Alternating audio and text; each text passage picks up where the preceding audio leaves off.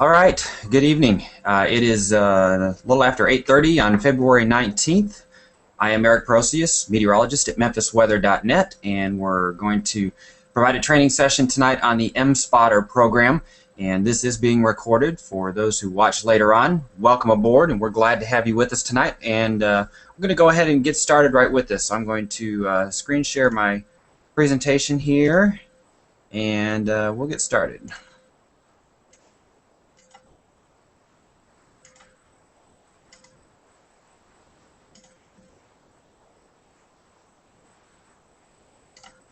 All right, so the mSpotter program is something that we at MemphisWeather.net started about a year ago, and we really modeled it after a program that the storm spotters in the Nashville area were doing, actually through my counterpart there in Nashville, who put together this program with the National Weather Service there to take all of the information that he was getting from Twitter as he was nowcasting the storms in that area, and he was getting reports of all of this information that was coming in about what types of damage were being caused by storms and so forth, and decided that that was valuable information for the Weather Service, and that he kind of set up a program there to relay that to the National Weather Service in Nashville. And we modeled ours very similar to that program. And basically what this allows us to do is gather your reports of severe weather and pass those right on to the National Weather Service in Memphis in real time as they're issuing their warnings, so that they can know what is going on out in the field and be able to keep their warnings accurate, relay the information on to others who are looking for it, and be able to further their mission of protection of life and property. So as an overview, what is mSpotter? Well, we have partnered with Memphis Weather Service to immediately relay severe and winter weather reports sent via Twitter from the Memphis Metro. And basically what it is it's a method that you can send storm reports directly to the Weather Service in Memphis without having to call them, without having to find some way to get that information to them. It's very quick and easy, and we're kind of the middleman in this process, where you send it to a specific hashtag, which is the mSpotter hashtag, and then we relay that to the National Weather Service. It is a public service to the community. We have a lot of people that want to be able to help out in some way, especially when there's severe weather around there. They're just very interested in weather and want to be able to provide that information, so we give them a means to do that. It is a way to participate directly in the National Weather Service mission, which is protection of life and property. And being able to feed them information about what's going on the ground allows them to continue their warning process in a way that furthers that mission. Obviously, we know that Twitter provides immediate information, and it moves much faster than any breaking news can.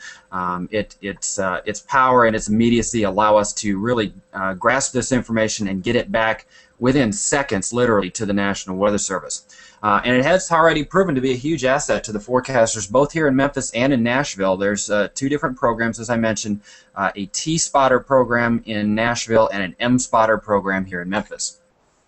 So just to give you an idea of how this has already been in use and how it's already worked very well, this is a report we got, one of the first ones we got for verifying a severe thunderstorm warning that was for Shelby County back last year.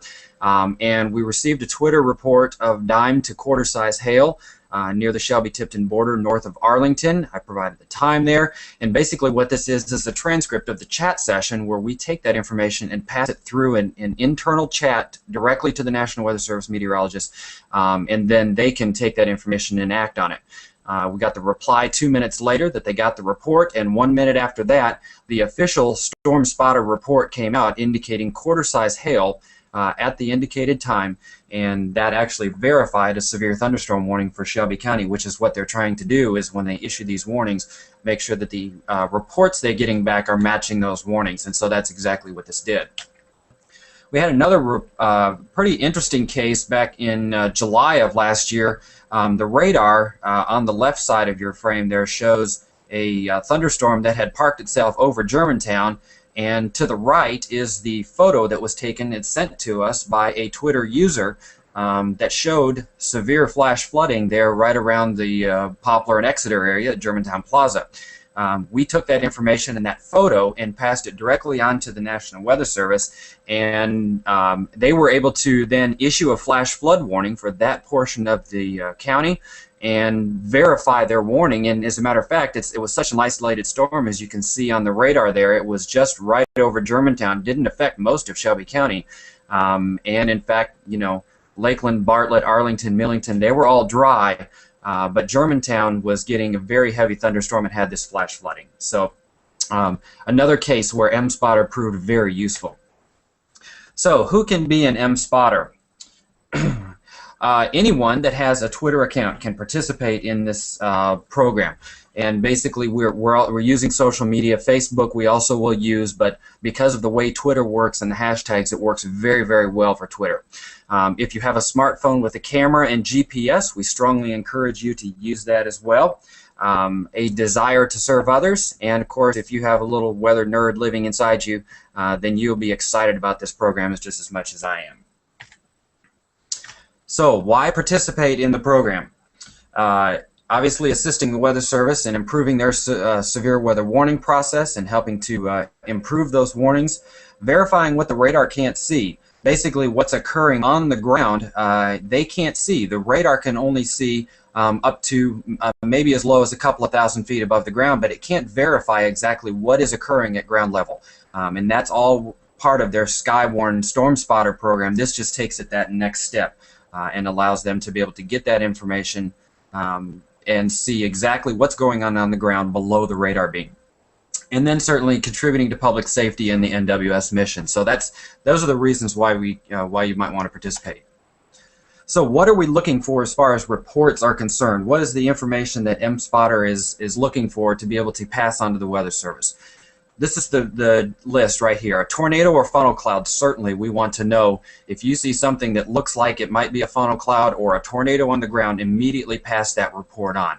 Half-inch hail or larger. It is important that when you report hail size that you use coins or ball sizes. So for instance, nickel, dime, quarter, half dollar, maybe as large as a tennis ball or something like that. Hopefully we don't see anything like that.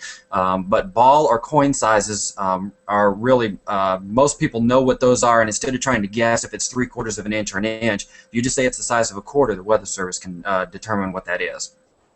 50-mile-an-hour winds or higher, especially if you have a measuring device of some sort to be able to provide an exact wind estimate, that would be great. Certainly any structural damage that is caused by the weather, please pass that on to us well, and we'll get that straight to the National Weather Service. Trees or power lines fall into the same category there, structural damage. Measured heavy rain, if you have an accurate rain gauge and you know exactly how much fell in a certain period, and or flooding. So if you have spot areas where flooding that wouldn't normally occur with just a regular rain shower moving through. You know, there's always these areas where the water rises first, and it's, you know, a typical rain shower is going to provide some extra water in that area, or ponding. But if it's actually flooding roads, or if it's flooding out homes, or creeks and streams are overflowing, then that information can be passed on. And lastly, we've been able to use this with winter precipitation as well. The radar doesn't necessarily do that good of a job of determining precipitation type. It just tells how strong that precipitation is, and tells you that there's precipitation going on. Some of the newer products are starting to do a better job at that, but again, it does not know what is going on at the ground. So if you're in an area where the precipitation is changing from snow to sleet to rain, it helps for you to be able to pass that information on, and then you can use that in the report. What to include in your report. So when you provide your mSpotter report, this is what we're looking for. A brief description of what you see. So those things that were listed before on that previous page, those are the things that you want to provide. A specific location, and here is where your smartphone can come in very, very handy. Use the tweet function from your on your Twitter or one of your third-party apps to tweet and geotag that tweet. It gives us a latitude, longitude, and you don't even have to provide the specific location if it's geotagged, because we have that information directly from the tweet itself. Pictures are very helpful. So if you have can take some pictures of significant damage, hail, the size of the hail, if you're not sure what to report, take a picture of it, attach that to your tweet, and post that. The time, if it's not at the time of the tweet, so if you're sending this tweet, maybe you were out driving and you captured the picture and you want to send it once you get to your destination 10-20 minutes later, add the time there that was taken. And then of course, as important as any of those is the mSpotter hashtag, because that's how we will grab that report and send it right back to the Weather Service. We are monitoring that mSpotter tag. Here's the area that we cover for these reports. This is the MemphisWeather.net coverage area. It includes Shelby, Fayette, and Tipton counties in West Tennessee, Crittenden County in East Arkansas, and down in North Mississippi, DeSoto, Tunica, Tate, and Marshall counties. So anywhere in those areas, we will take your reports and pass them on. A couple of notes here regarding the hashtag itself. If anybody is watching that has used Twitter for any length of time, you know that hashtags can be abused and a lot of times are not used for their original intent and purpose. And this program really only works if that hashtag, that mSpotter hashtag, is used for this particular purpose. What happens if we don't use it for that, or you start using it for other things, is that timeline of that list of tweets becomes cluttered. It becomes hard for us to manage and increases the chance that vital information that's trying to flow through there will not be seen. So we please ask you to only use the mSpotter tag when you are sending your reports of severe or inclement weather. A couple other notes. If you see one of these mSpotter reports come across and you want to retweet that, please feel free to do so. It does help to remove that mSpotter tag so it avoids duplicate reports in the stream that we're monitoring. We're basically looking for that tag, and you don't have to duplicate that report to us when you RT it if you remove the tag. And finally, MemStorm has been around for a couple of years now and is used in many, many different ways. mSpotter is not MemStorm. mSpotter is specifically for reports of severe weather. MemStorm is used for who knows what these days. It can be used for just about anything, including going into our shelter from the MemStorm, or look what MemStorm did to my bird bath in the backyard. There's lots of different uses for it, and we're going to use mSpotter for the reports. All right, the thou shalt nots. Please do not risk your safety or anyone with you for the sake of a picture. If you see a funnel cloud that's dropping down and it's close by, do not go out and try and get the picture of that thing before, if it's going to risk your safety and if you are not positively sure that you are not in danger. That goes with the second one. Please do not storm chase. Do not go out looking for severe weather if you are not trained to do so. You can get yourself in a really bad situation. We would rather just know what the weather is like where you are and not have you out in dangerous weather looking for a picture to be able to send to us. Please do not abuse the hashtag, as we just talked about. mSpotter is, we need to try and keep this as clean as long as possible. It's been about a year and so far has worked really well. And certainly this is a volunteer program. You aren't going to get any monetary rewards for passing on your report of hail, but we really do appreciate it when those come in. And we thank you in advance. Under the hood of how this works, basically during severe winter weather events, personnel from MemphisWeather.net, including myself and the team here, monitor this mSpotter hashtag in real time. We have an internal chat type of setup with the National Weather Service. We take those reports and relay them directly to the Weather Service in their entirety, including any pictures and geotags, so that they have exactly what the information is that you are relaying.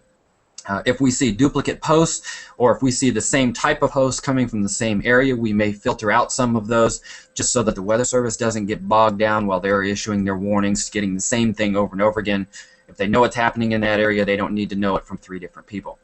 And finally, we may reply back to your tweet for further information. So if you pass on an mSpotter tweet us, we may reply back to you and ask for a little more detail, or what exactly, just to gather a little more information, because we know exactly what the Weather Service is looking for, and we can get that information from you and make that report to them that much more valuable. So please do continue to monitor your stream and watch for those mentions in case we reply back to you for a little more information.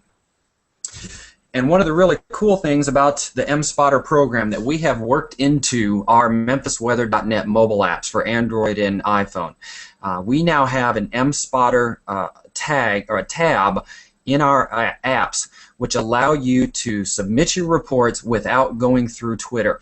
It allows you to attach a photo. It automatically geotags your location. You have a place there in the top that allows you to put in your situation, whether it's you're seeing a wall cloud or a 50-mile-an-hour wind, trees down, whatever it might be. You can put in your brief description there. It will geotag it. You can add your picture either from your photo gallery, or you can take a picture and attach it, and then you hit submit. Make sure your GPS is turned on when you use this so it can grab your location.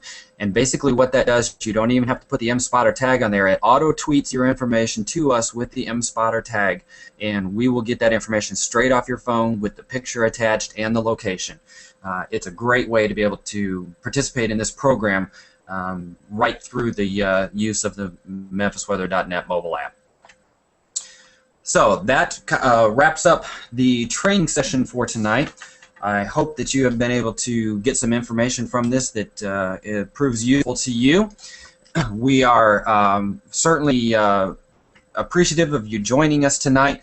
This will be recorded, so you can watch it again later on or pass it on to your friends. It'll be on our YouTube channel, and we just really hope that you take this information, participate in the program, help the Weather Service out by getting these warnings down to where they really can get the information they needed, so that you not only can verify the warnings that they're issuing, but they can also know what's going on the ground and whether or not to issue warnings downstream as that storm moves into neighboring counties. So it's very valuable. The Weather Service is greatly appreciative of the information that we're passing on to them, and we are appreciative of you sending that to us so that we can help them out. So without any further information tonight, I appreciate you joining in, and if you have any questions that you want to ask for us, Memphis Weather 1 on Twitter, MemphisWeather.net on Facebook. We're here on Google+, and you can also use our contact form at MemphisWeather.net. Thanks a lot for joining, and have a great night.